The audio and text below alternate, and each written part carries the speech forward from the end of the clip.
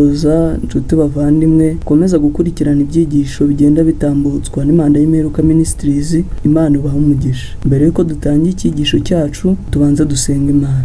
Data twese uri mu ijuru, reka tugushimire yuko ubuhanuzi bwawe bugiye gusohora muri iyi minsi. Urimo kutwereka yuko agakiza kawe kagiye gusohora. Reka imbaraga mvajuru ikomeze kuba muri twebwe kandi udukurize iby'umwuka kugira ngo twumve icyo ijambo ryawe rishaka kutubwira muri iki gihe. Tubisabye twizeye mu izina rya Yesu, amen. Uyu munsi tugiye kwigana amagambo akomeye cyane avuga ngo coronavirus mu muvumba w'amategeko y'icyumweru. Ahari icy'isi umunsi hanzeho amaso ni ikibazo kigendanye na coronavirus, ndetse ubu ngubu amategeko y'icyumweru arimo kugenda yimikwa mu buryo butagaragara. Turaza kubirebaho. Ni nayo mpamvu tugiye gutangiza amagambo ari muri Bibiliya mu gitabo cy'urwa kabiri rwa Petero igice cya mbere umurongo wa 20. Haravuga ngo ariko mubanze kumenya yuko ari nta buhanuzi bwo mu byanditswe byera bubasha gusobanurwa uko umuntu wese yishakiye.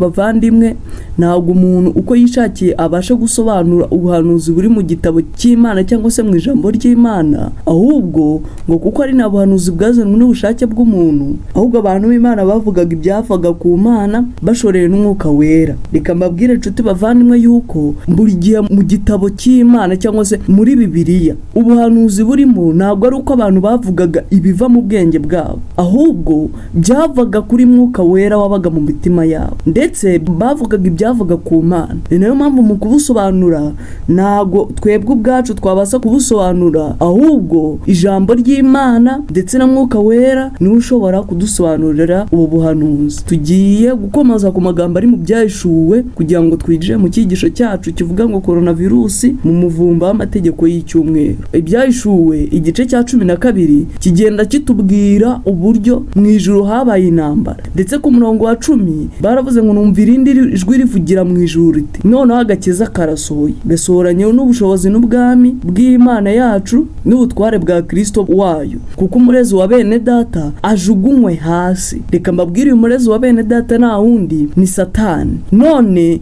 ngo agakiza karasohoye, gasohoranye n'ubushobozi n'ubwami bw'Imana yacu n'ubutware bwa Kristo wayo, kuko umurezi wa bene data ajugunywe hasi. Ngo wahoraga barega ku manywa na nijoro imbere y'Imana yacu, nabo bamunesheje amaraso y'umwana w'intama n'ijambo ryo guhamya kwabo, ntibakunda amagara yabo, ntibanga no gupfa. Intambara ihari iri hagati ya Kristo na Satani, kuko Kristo niwe watumye abantu bamwishingikirizaho bakanesha, ndetse na Satani nawe arashaka kurwanya ubwoko bw'Imana. Iyi ntambara ntabwo ari intambara y'amasasu, ahubwo irwanirwa mu mutima w'umuntu. Mbere yuko dutangira icyigisho cyacu najya mbanze mahugura ibi bintu. Mu gihe mu ijuru habaye intambara, umwana w'Imana yaranesheje, kuko niwe waciye icyanzu abana b'abantu babasha kubonerwa impangano y'ibyaha. Bivuze ngo Satani ntabwo yari bwongeye kujya kubarega, kuko icyo yabaregaga nuko bishe amategeko y'ijuru. Ubu ngubu Satani na Kristo bahanganiye ku mategeko. Amategeko y'Imana arimo kuribatirwa hasi, ndetse muri iyi minsi amategeko y'Imana biragaragara yuko abantu batakiyubahiriza. Ni nayo mpamvu mu ntambara ikomeye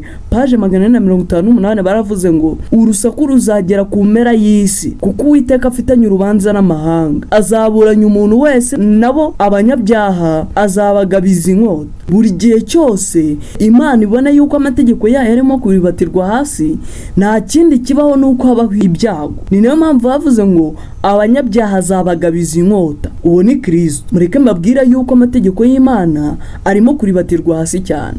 Ngo mu myaka 600 hakomeje kuba intambara ikomeye.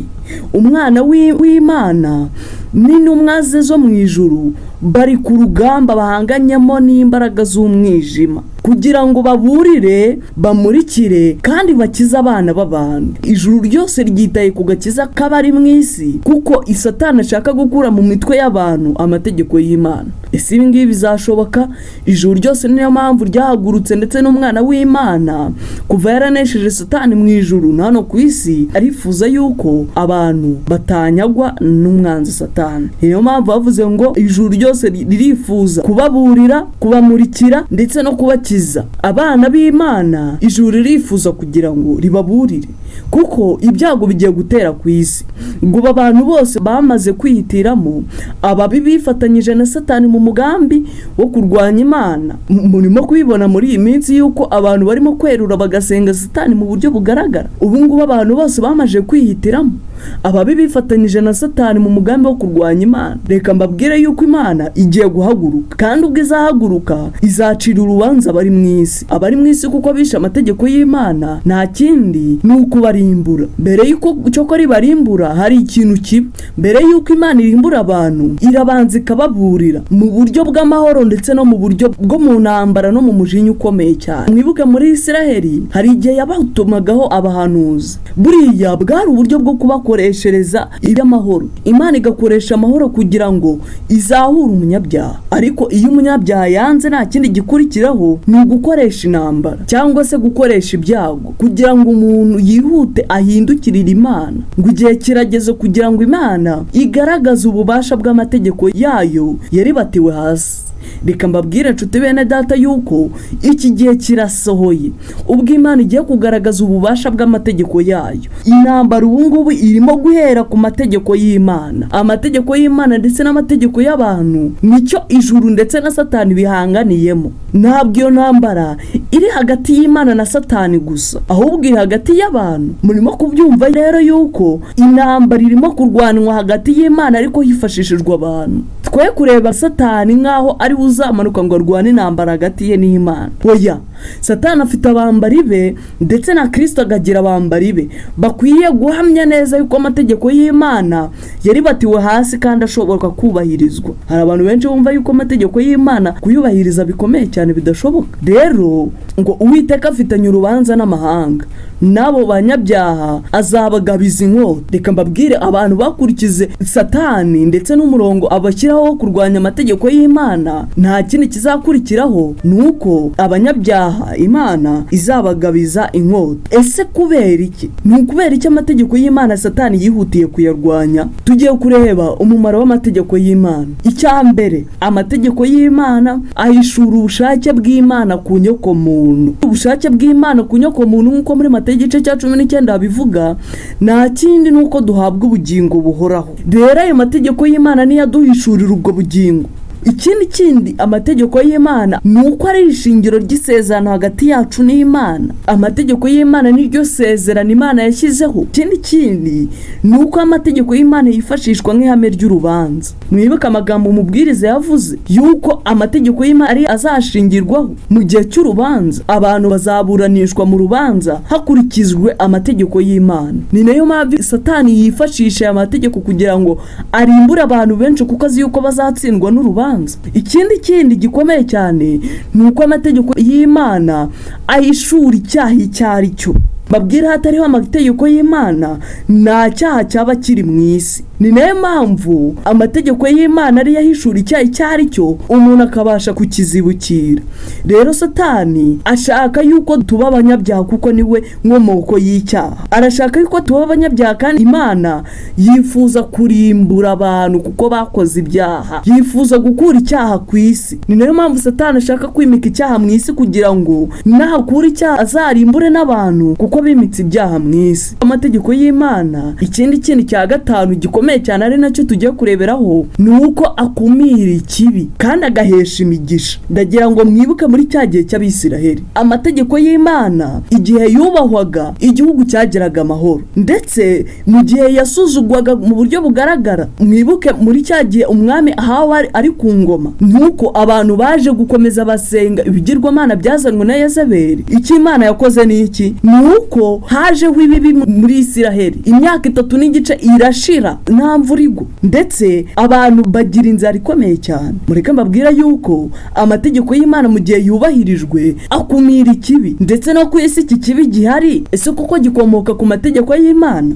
nicyo tugiye kureba. ayo masomo yose nagiye nanga ahangaha niyo agenda agaragaza umumaro w'amategeko y'Imana. ngira ngo muzakomeze muyifashishe muyasoma kuko niwo mumaro. niko kuri Bibiliya yagiye itanga ku kijyanye n'amategeko y'Imana. ibi ngibi niryo banze, niko niko kuri Imana irimo guhereza abantu. Mwibuka amagambo ari mu Gutegeka kwa 2 igice cya 5:29. Imana yaravuze ngo icyama bagahorana umutima umeze utyo ubanyubahisha ukabitonderesha amategeko yanjye yose kugira ngo babone ibyiza bo n'urubyaro rwabo iteka ryose. Icyo Imana itwifuriza nuko twahorana umutima uyubahisha tugakomeza kwitondera amategeko yayo yose kugira ngo tubone ibyiza n'urubyaro rwacu rubeho iteka ryose. Ese ubu ngubu ku isi tubona yuko nta cyiza gihari kuko coronavirus yateye, cyaba ari ikibazo cy'amategeko y'Imana? Reka dukomeze mu Gutegeka kwa 2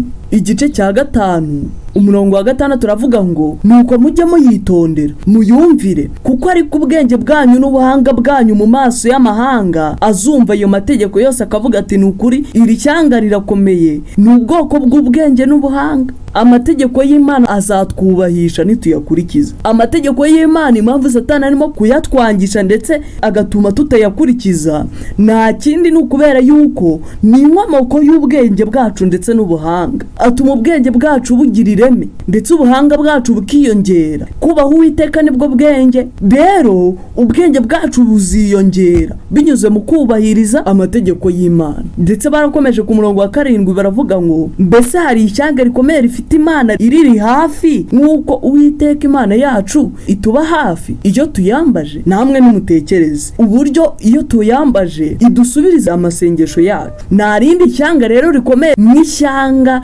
ryubahiriza amategeko y'Imana. Umurongo wa 8 kandi ni ishyanga rikomeye kirifite amategeko n'amateka atunganye ahwanye n'aya mategeko yose mbashyira imbere uyu munsi, kuko nta rindi shyanga. Amategeko y'Imana aratunganye, amategeko y'Imana ni meza, ndetse Satani arifuza kuyahanagura mu mitima yacu kuko azi yuko ariyo nkomoko y'ubwenge bwacu ndetse n'ubuhanga. Azi yuko aya mategeko y'Imana ari azashingirwaho. Nshuti bene data, ndabingiga kugira ngo amategeko y'Imana twongeye tuyatekerezaho neza kuko niryo shingiro ry'ubwami bw'ijuru. Ntabwo abantu bazajya mu ijuru batubahirije amategeko y'Imana. Namwe nimutekereze uburyo isi irimo kuribata amategeko y'Imana. Mu gihe isi irimo kuribata amategeko y'Imana kandi Imana ikaba yifuza kuzaza gukura ku isi icyaha, mu gihe ibyaha biri mu bantu Uwiteka azifuza yuko ibyaha bijya mu ijuru? Reka da. Ni nayo mpamvu mu Gutegeka kwa 2 igice cya 28:58 baravuze ngo nutitondera amagambo yose y'aya mategeko yanditswe muri iki gitabo ngo utinye izina ry'icyubahiro riteye ubwoba ari ryo Uwiteka Imana yawe, Uwiteka azaguteza wowe n'urubyaro rwawe ibyago by'uburyo butangaza bikomeye bizakubaho akome. Reka mbabwire, ibyago byinshi bizatera kubwo kutubahiriza amategeko y'Imana. Ngo ni indwara zikomeye zibabere karande, indwara ziriho ku isi, indwara zagiye zibaho mu binyejana byagiye bitambuka inyuma yacu. Twavuga nk'indwara y'ubushita. Iyi ndwara yari iri muri Bibiliya ndetse yaranditswe kubwo kutubahiriza amategeko y'Imana. Imana yemera yuko izo ndwara zose zitugeraho, indwara nyinshi ndetse na coronavirus. Ibyorezo byose byanditswe muri Bibiliya. Kababwira nshuti bene data, abantu mudakurikiza iki jambo ry'Imana ririmo kutubwira muri iyi minsi mugiye kugerwaho n'ibyago bikomeye cyane. Mfite umubabaro ukomeye ku bw'abantu batarimo kwihana, kubw'abantu batarimo kwihana kandi hari umucyo Bibiliya yatanze, kubw'abantu batarimo gukomeza amategeko y'Imana kandi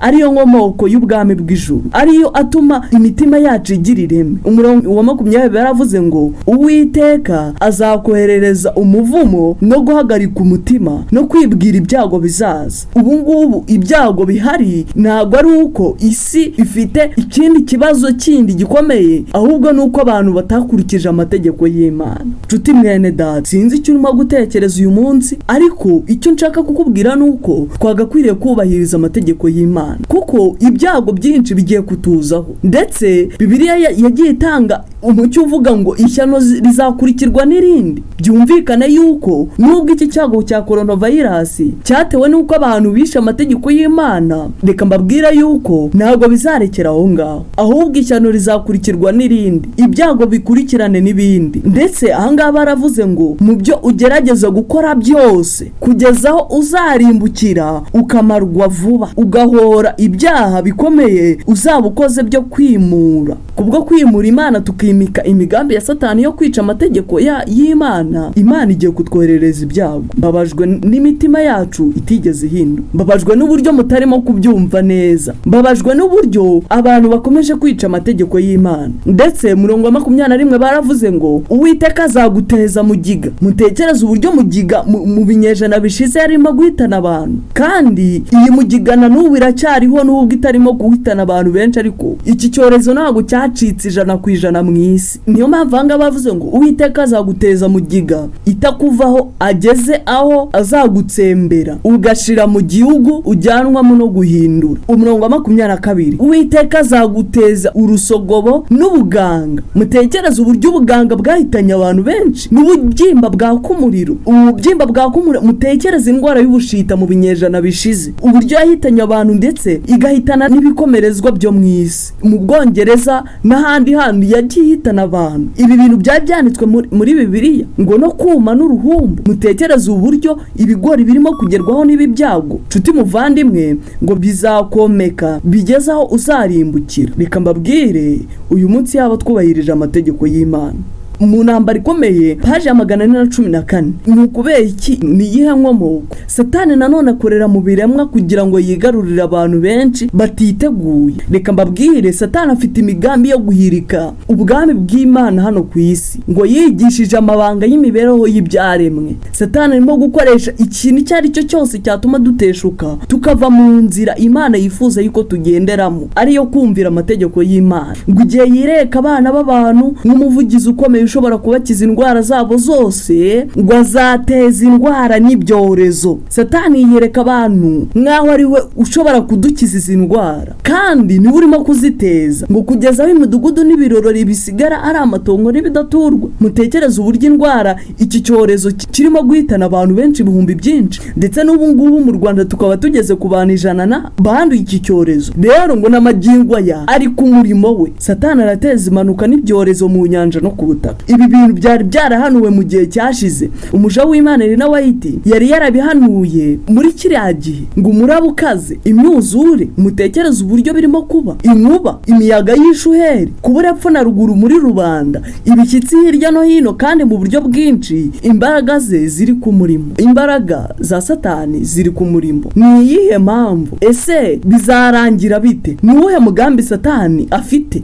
Ngo yarari ku mwero w'ubutaka maze indwara n'ubwihebe bigakurikiraho. Mutekereze uburyo ubu ngubu abantu batarimo kweza imyaka yabo, ndetse n'inzara zirimo kugenda zihitana abantu benshi. Abantu benshi bari mu mudugararo, ntago basobanukiwe n'ikibazo isi ifite. Ngo nkumanya umwuka wo mu kirere maze abantu ibihumbi byinshi bikarimbuka. Ngo ibyo byago bizarushaho kwaduka ku isi, kandi ari nako birimbura. Kurimbuka kuzaba ku bantu no ku nyamaswa. Isi iri mu cyunamo, ihindutse amatongo, kuko isi yononekaye ihindutse amatongo, izarimbukana n'ibikomerezwa byayo. Isi yandavujwe n'abayituye, kuko bishe amategeko y'Uhoraho, nibubahirije amateka ye, bishe n'isezerano rihoraho yagiranye nabo. Impamvu birimo kuba byose ngo nuko abantu bishe amategeko y'Imana, ngo nuko abantu bishe amateka ye, nibubahirije isezerano rihoraho yagiranye nabo. Mureke mbabwire, Imana yifuza kuza kutuvana mu bubata bw'icyaha, yifuza kuduha isezerano rihoraho ari ryo mbabazi yagiranye na Dawidi, kuko yubahiririje amategeko y'Imana. Dawidi yagiranye n'Imana isezerano rihoraho, iri ni ryo sezerano natwe Imana yifuza kuduha. Ariko abantu bakomeje kwica amategeko y'Imana. Reka mbabwire nshuti bavandimwe, kubera iki ibi bintu birimo kuba? Nuwuhe mugambi wa Satani? Iki gitabo cy'intambara ikomeye kiri bubiduhishurire neza. Ngo kandi uwo mushukanyi ruharwa azumvisha abantu ko abakorera Imana aribo bateje ibyo byago. Reka mbabwire, umugambi Satani afite kuri kino cyorezo muzabibona, kandi ibi bintu muzajya muvuga muti bari barabitubwiye. Ibi bintu muzajya mubibona muvuge muti twari twarabisomewe, twari tubizi. Satani ubu arimo guhumisha abantu kugira ngo batabona ikibazo nyakuri isi ifite. Rero uwo mushukanyi ruharwa azumvisha abantu ko abakorera Imana aribo bateje ibyo byago. Mutekereze namwe ubugome bwa Satani. Itsinda ry'abarakaje ijuru rizashinja abubahiriza amategeko y'Imana ko aribo nkomoko y'ibyo byago byose, bahore babahindura abagome. Mutekereze uburyo Satani ari urimo kubiteza, ariko yarangiza agacisha mu bandi bantu kubumvisha yuko aribo bateje ibyo byago. Ngo hazavugwa ko abantu bagomeye Imana bica isabato yo ku munsi wa mbere w'icyumweru. Ngira ngo muribuka amagambo ari muri katigisimu, ubupapa bwiha icyubahiro yuko bufite ububasha bwo guhindura itegeko. Mutekereze amategeko y'Imana uburyo yahinduwe n'ubupapa, ndetse bakavana isabato y'ukuri yo ku munsi wa karindwi ariyo samedi, bagashyiraho ikiganano cy'umunsi w'isabato wundi ari wo wa mbere w'iminsi 7 aricyo cyumweru cyangwa se dimanche. Ngo kubw'ibyo icyo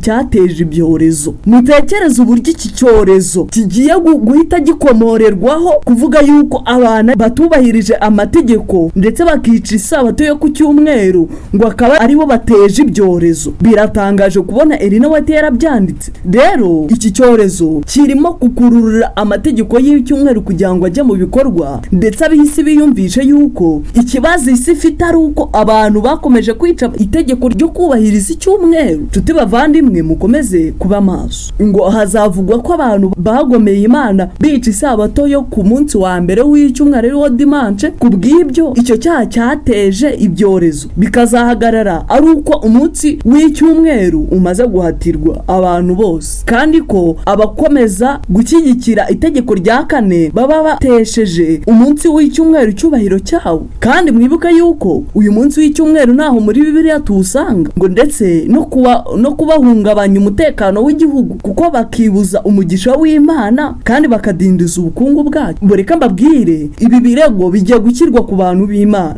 yuko aribo barimo guteza ibyorezo birimo kuba hano, yuko aribo barimo guteza kumanuka k'ubukungu hano ku isi, yuko aribo barimo guteza umugisha kutagera ku bantu b'Imana. Reka mbabwire, ibi bintu nibisohora muzabe muzi neza ubuhanuzi. Ni nayo mpamvu ndagira ngo mbasomere amagambo makeya. Ejo bundi ku itariki 12 papa yongeye gusaba abayobozi b'isi ko bagomba kwibuka icyiza rusange cyangwa se common good gikenewe mu gushakira igisubizo ikibazo isi ifite cya coronavirus, kandi ko bigomba gusengerwa mu gihe bitegura gushyira mu bikorwa imyanzuro y'icyiza rusange cyangwa se our common good. Reka mbabwire, tugiye kureba iki cyiza rusange papa yavuze kuri iyi tariki. Ni iki? Papa Francis yaravuze yuko abantu bagomba kwibuka icyiza rusange cyari cyo. Muri gatigisimu haranditse ngo mbese icyiza rusange cyangwa se common good ni igiki? Barasubije bati mu rwego rwo kubaha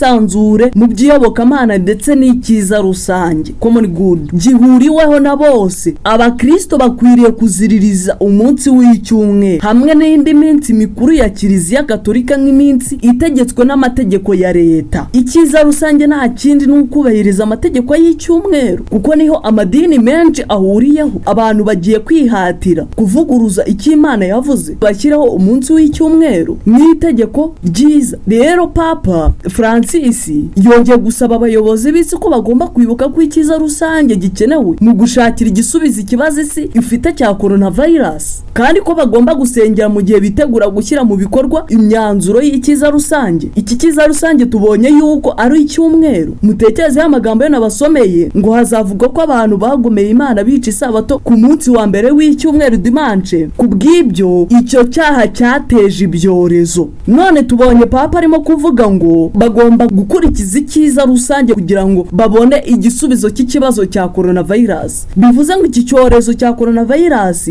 kigiye kuvaho hahita hazaho itegeko ry'icyumweru, kuko nicyo cyiza rusange. Mwibuke hari amagambo akomeye cyane Papa Pius wa 12 yaravuze ati rimwe na rimwe igihano cy'urupfu kirakenewe mu gushyigikira icyiza rusange. Icyiza rusange ni itegeko ry'icyumweru. Rero ngo igihano cy'urupfu kirakenewe mu gushyigikira icyiza rusange. Amagambo aratangaje cyane. Ubwo rero nimba habonetse umuntu mubi kandi wangiza umuryango w'abantu kubwo kugira icyaha akora, biba bikwiriye kandi byihutirwa ko uwo muntu yicwa mu rwego rwo kurengera icyiza rusange. Bene data, mu buryo bwo kurengera icyiza rusange abantu bagiye gushyirwa muri za gereza ndetse bicwe, kuko isi yandavujwe n'abayituye kuko bishe amategeko y'Imana. Ndetse Satani agiye kwereka yuko ikibazo isi ifite ari uko badashyigikiye umunsi w'icyumweru, bitume hagenerwa n'igihano cy'urupfu. Ndagira ngo nanone mwongere mwibuke mu ntambara ikomeye page 416 baravuze ngo uko rero niko bizamera no muri iki gihe. Ubwo Satani ahirimbanira gutsemba abakomeza amategeko y'Imana, azakora ku buryo bashinjwa kuba ari bo bayica. Reka mbabwire, dukwiriye kuba maso ngo nk'abantu batesha Imana agaciro, kandi isi ikaba igiye gucirwaho iteka ari bo bazize.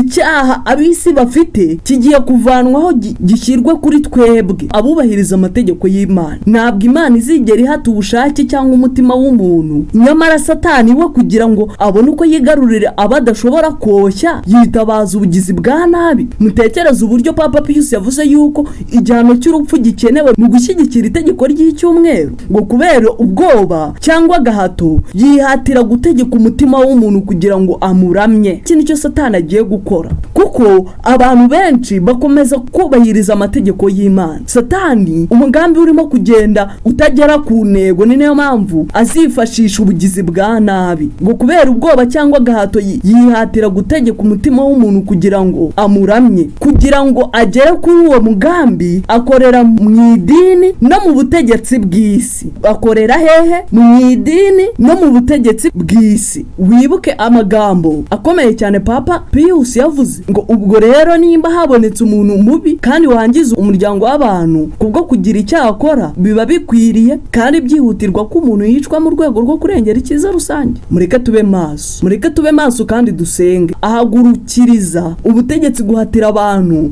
gukomeza amategeko y'abantu bagasuzugura ay'Imana. Mbabwire, singiye guhanura kuko nimo gusoma ibiri muri Bibiliya, ariko ikintu kigiye gukurikira ku isi nta kindi nuko leta zigiye guhaguruka zubahirize ibintu Papa yavuze, bitume abantu bubahiriza amategeko y'Imana bicwa ndetse bamwe bafungwe. Rero izi mbaraga z'ubutegetsi bw'isi nizo Satani akoresha. Ndimo ndagirira impuhwe abantu cyane bagiye kudohoka mu kutubahiriza amategeko y'Imana. Abategetsi b'isi bagiye guhaguruka, ndetse na n'ubu ngubu birimo kuvugwa, kuko ejo bundi Trump yongereye igihe cyo kutegerana kugeza ku itariki 30, kandi avuga ko yiteze ikintu gikomeye tariki ya 1 Kamena 2020. Iyi tariki muzayizirikane kandi muzatekereza ikintu kizaba. Ubu ngubu Leta Zunze Ubumwe za Amerika nk'inyamaswa yaturutse mu gitaka ndetse n'ubupapa nk'inyamaswa yaturutse mu nyanja bigiye kongera bihana amaboko kugira ngo byifashishwe na Satani mu kurimbura abantu. Iyi tariki ya 1 Kamena 2020 muyitegaho ikintu, kuko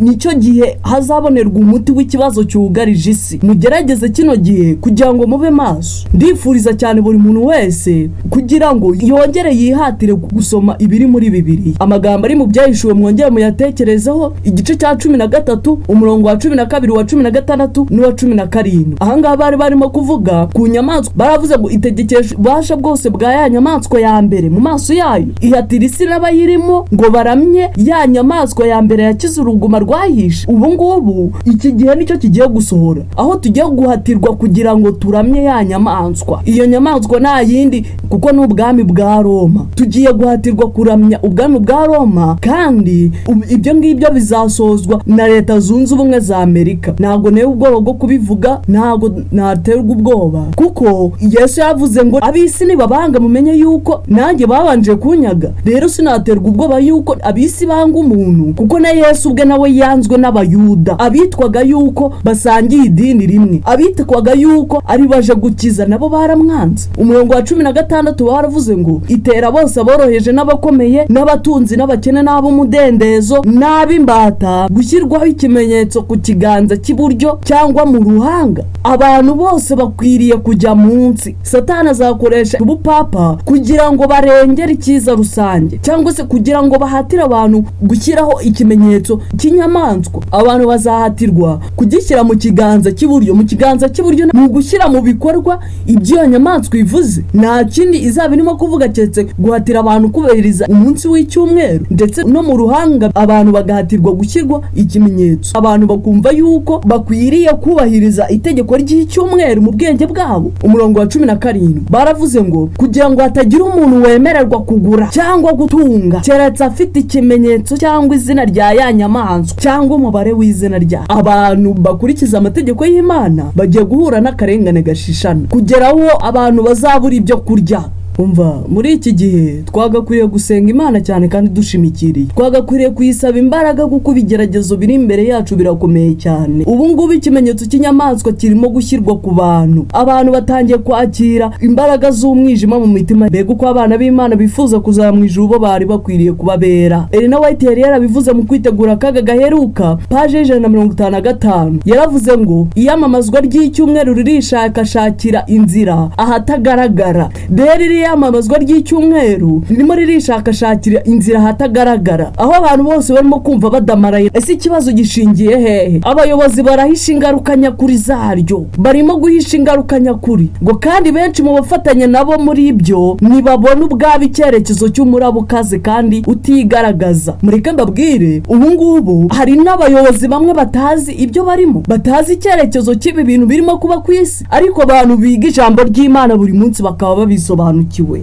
reka mbabwire nshuti bene data, iki gihe nicyo gihe twagakwiriye kwiga ubuhanuzi, tukamenya igihe cyo turimo kugira ngo bituyobore inzira nyayo cyangwa se ukuri nyako Bibiliya ishaka kutwigisha muri kino gihe. barakomeza bavuga ngo ko ibyanditswe bivuga amategeko y'icyumweru kandi umwuka w'ubuhanuzi ukaba warasobanuye neza gutwarwa kw'iteka rya dimanche muri iyi minsi iheruka. ni kuki abadivantiste munsi wa karindwi bazanga kumvira ayo mategeko? mureke mbabaze bene data, ko tubizi neza yuko amategeko y'icyumweru azatangazwa, ndetse umwuka w'ubuhanuzi ukaba warabisobanuye neza yuko dimanche iri muri iyo minsi, bagatanga yuko ikibazo kizashingirwa ku cyorezo. none kuki abadivantiste munsi wa karindwi bazanga kumvira ayo mategeko? igisubizo batanze ni ikihe? barakomeje baribaza ngo mbese imbaraga zabo ntizitinza gusohora k'ubuhanuzi? ni kuki ahubwo hatabaho gukora tugendana n'amategeko y'icyumweru atagerura? uyu mugaragu w'Imana Elena White ibyo nibyo bibazo yibazaga, ati mbese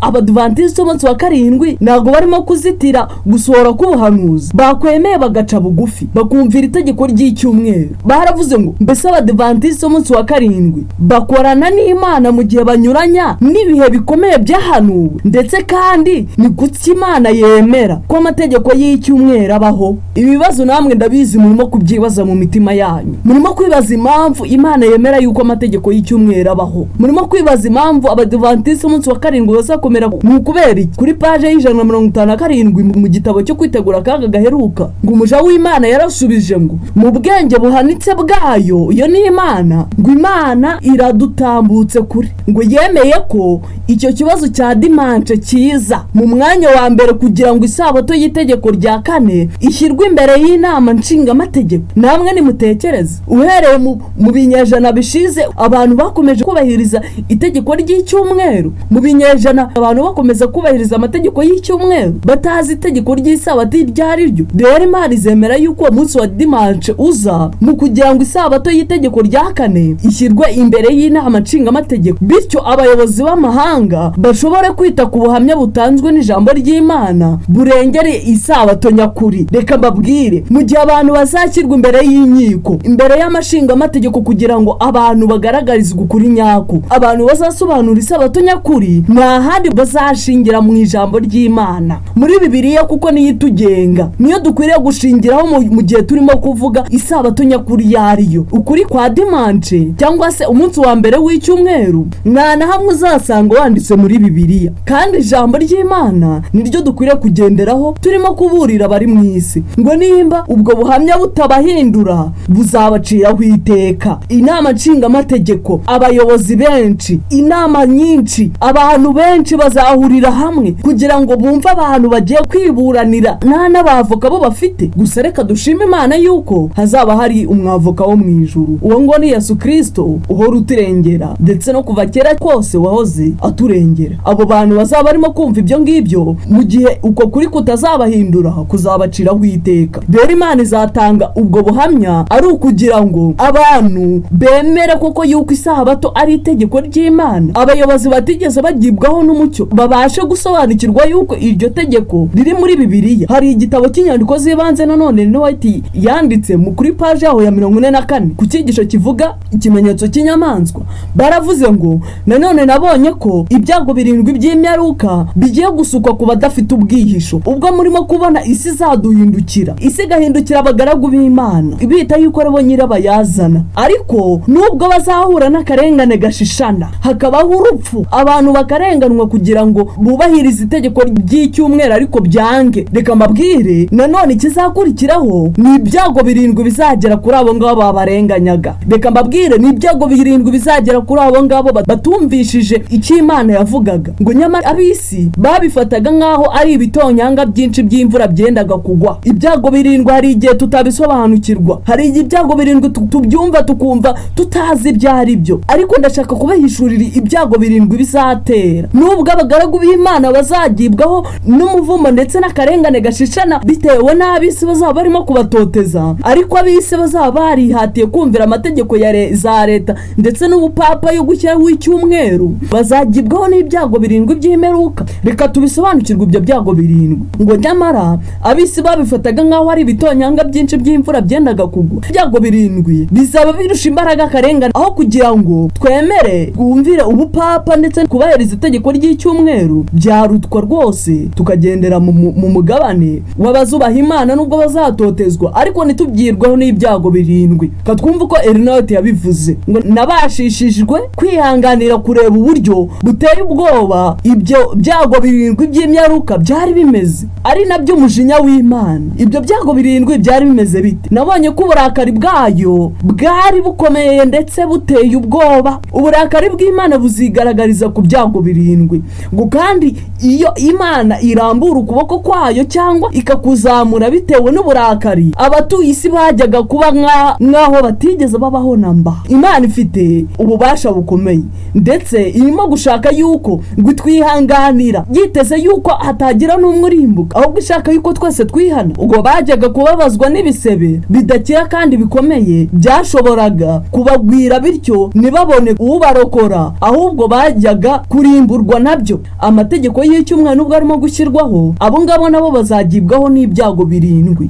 Ndabasaba cyane kugira ngo mutazagibwaho n'ibyo byago 7. Baravuze ngo ubwoba bwinshi bwaramfashe wonere na White, maze nikubita hasi ntubamye imbere ya marayika musaba ko ibyo bintu narebaga bikurwaho bigahishwa amaso yanjye sinongera kubireba kuko byari biteye ubwoba bwinshi. Reka mbabwire bavandimwe, kugeraho Elena White abona yuko byari biteye ubwoba ndetse agasaba marayika yuko iryo yerekwa rimukurwaho, ibi byago 7 bizaba bikomeye cyane. Ubwo nahise nsobanukirwa n'akamaro ko kwigana ijambo ry'Imana ubwitonzi kuruta uko nigeze mbigira, kugira ngo menye uko nazakira ibyago ijambo ry'Imana rivuga ko bizagera ku batubaha Imana, bazaramya inyamaswa n'igishushanyo cyayo, bagashyirwaho ikimenyetso cyayo mu ruhanga rwabo ndetse no mu biganza byabo. Mureke natwe dusogongera ijambo ry'Imana, mureke twige ijambo ry'Imana dufite ubwitonzi, kugira ngo natwe tutazagibwaho n'ibi byago 7, kugira ngo tutazashyirwaho ikimenyetso cy'inyamaswa, kugira ngo tutazaramya inyamaswa. Ngo byari ibintu bitangaje cyane kubona ko umuntu yakwica amategeko y'Imana kandi agakandagira isabato yayo yera, mu gihe hari ibyo biteye ubwoba bizagera kuri bene abo bantu. Biratangaje kubona yuko mbasobanuriye iby'ibyago 7, basobanuye uburyo abazubaha ibyo upapa buzavuga bazagerwaho n'ibyago 7, ariko biratangaje kubona yuko hazagira abazakandagira isabato y'Imana yera mu gihe hariho biteye ubwoba bimeze gutyo. Twari dukwiriye kuba maso, twari dukwiriye gusenga Imana kuko ibyago 7 birakomeye cyane. Ibyago 7 bizajya kuri babandi baramije inyamaswa ndetse n'igishushanyo cyayo. Reka mbabwire ubwo butumwa bw'Imana burimo kubwibwa isi muri aka gahe gato gasigaye, ubwitangazo ry'icyumweru ritari ryajya mu bikorwa, ubwo dushobora no kuryitega muri uno mwaka kuko byashoboka. Gusa simvuze yuko ari ihame, ariko nabyo byakunda. Rero dukwiriye kuba maso, dukwiriye gusenga kandi dukwiriye no kwiga ijambo ry'Imana, kuko ubwo Imana imbabazi zayo zirangiye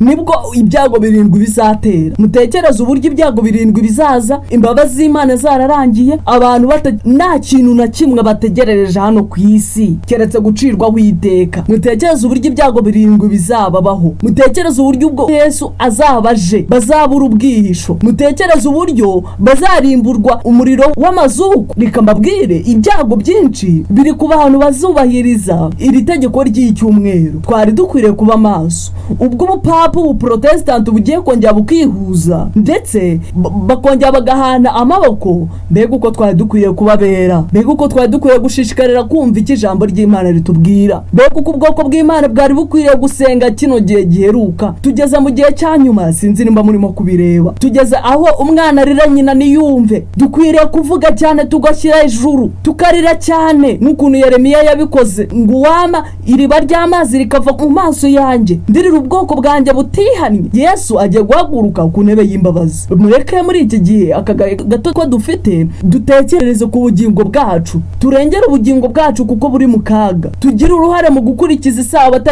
ari cyo kimenyetso cy'Imana ihoraho, kandi iki kimenyetso kizashyirwa ku bantu b'Imana. Uyu munsi niwumva ijwi ryayo niwinangira umutima. Impande y'imperuka izakomeza kubagezaho ibi byigisho, kandi muzakomeza gusobanukirwa n'ikibazo cyugarije isi. Ndetse mbega uko twari dukwiriye kubabera, mbega uko aka gahe gato cyane gasigaye twari dukwiriye gukomeza kwitabira iki ijambo ry'Imana ritubwira. Nshuti bene data, uyu munsi niwumva ijwi ryayo niwinangira umutima. Mureke mwitegure kuko Yesu Kristo agiye kugaruka vuba bidatinze, akazatujyana mu ijuru ibudapfa. Imana y'amahoro ibeze kandi batunganye. Maranata, Maranata, umwami Yesu araje mu izina rya Yesu. Amena. Reka dusenge Imana. Data wa twese uri mu ijuru, reka tugushimire yuko agakiza kawe kagiye gusohora muri iki gihe. Nukuri reka tugushimire yuko kino gihe ari cyo gihe tugiye kukubona ugiye kuza mu bicu. Reka tugushimire yuko umucyo wose wawutanze ukawuha inyoko muntu kugira ngo hatazagira n'umwe wireguza yuko atabimenye. Reka tugushimire yuko ugiye kuza kutujyana ukatubatura. Ngwino ukomeze utwiyoborere muri iyi minsi. Icyo tugusabye ni imbaraga yawe kugira ngo igwe mu mutima yacu, nuko nugaruka tuzajyane nawe mu ijuru. Ibyo ushaka n'ibyo ushima, urukundo rwawe rutagereranwa, imbaraga yawe, umucyo wawe ndetse n'ubuntu bwawe bikomeze kubana natwe. Tubisabye twizeye mu izina rya Yesu. Amena.